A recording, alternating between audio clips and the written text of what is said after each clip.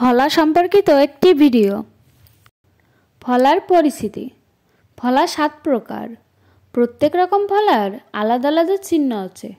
সব ফলাই একই জায়গায় বসে না। যেমন নাম চিহ্ন কোথায় বসে? জ ফলা, দেখুন জ ফলার চিহ্ন এটি বসে বর্ণের পরে।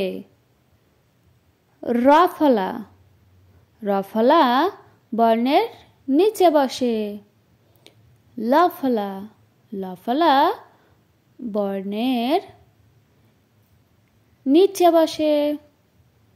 ব ফলা চিহ্ন হচ্ছে এটি, ব ফলা বর্ণের পাশে এবং নিচে বসে। ন ফলা, ন ফলা বর্ণের নিচে এবং পাশে বসে। ম ফলা, ম ফলা বর্ণের নিচে বসে।